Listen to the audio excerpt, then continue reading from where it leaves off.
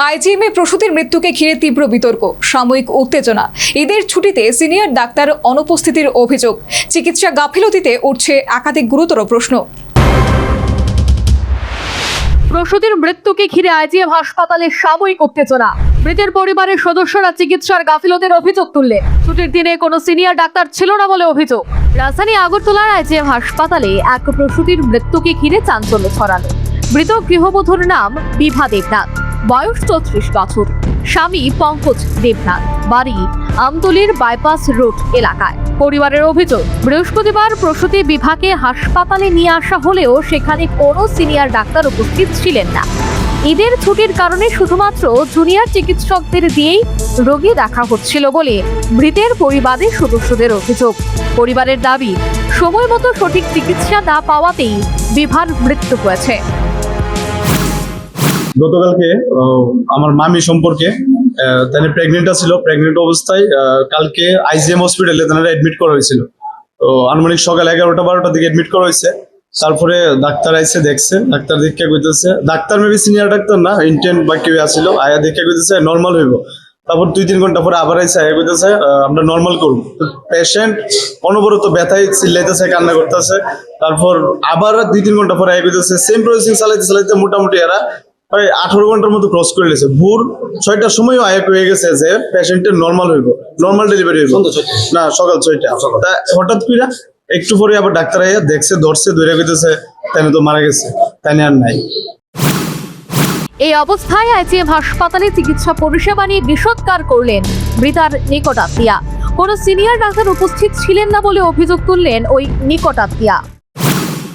পরিষেবা একবারে জঘন্য একবারে জঘন্য। এরা গাওয়াই লাগে না, এরা কোনো ইউই নাই, হেলদুলই নাই, এরা দেখে লাগা। এই রাত্রেবেলা যেহেতু ভর্তি করছেন, কোনো মানে স্পেশালিস্ট ডাক্তার আসলো নি বা সিনিয়র ডাক্তার আসলো নি?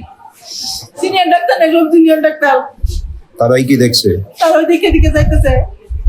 তা আপনারা তো বারবার মানে কইছে যে নর্মাল ডেলিভারি হইব, তারপরেও মানে গৃহবধূর মৃত্যু কি কারণে? নর্মাল কিছুতে কি করে হইব? আগে বসে সিজার, তারা বুঝবো, আমরা কি বুঝুম নিরা? কেমন বলে ওইটা তারা বুঝবো, আমরা বুঝবো। যেহেতু রুগীদের অবস্থা খারাপ আসলো, রেফার করা হয়েছিল নি? অবস্থা খারাপ কি, তারা তো ব্যথা সহ্য করতেছে, এরা তো ইচ্ছা করলে ঠিকই করতে। প্রশ্ন উঠছে, সরকারি হাসপাতালে জরুরি পরিস্থিতি কি সিনিয়র চিকিৎসকদের উপস্থিতি নিশ্চিত ছিল না? শুধুমাত্র জুনিয়র ডাক্তারদের ভরসায় কেন চলছিল চিকিৎসা পরিষেবা? একজন প্রসূতির মৃত্যুর পরেও স্বাস্থ্য দপ্তর কি নীরব থাকবে? ঘটনাকে কেন্দ্র করে কিছু সময়ের জন্য হাসপাতাল চত্বরে উত্তেজনা ছড়ায়। পরে পশ্চিম থানার পুলিশ ঘটনাস্থলে উপস্থিত হয় এবং পরিস্থিতি নিয়ন্ত্রণে আনে, এমনটাই জানালেন কর্তব্যরত মহিলা পুলিশ কর্মী। আইজিএম হসপিটাল 9 মান্থ প্রেগনেন্ট মহিলা মারা গেছে। তো ওই খবর পেয়ে আমরা এখানে এসেছি। পরিস্থিতি বর্তমান কিরকম করতেছে? কন্ট্রোলেই আছে। পরিবারে কি অভিযোগ?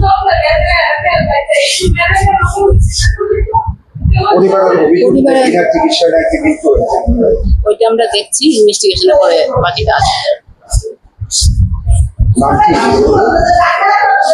ববিতা দেবনাথ, বিভা দেবনাথ।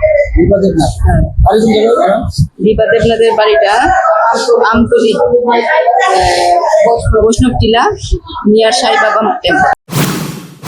তবে মৃত্যুকে ঘিরে সাধারণ মানুষের মধ্যে ক্ষোভ বাড়ছে।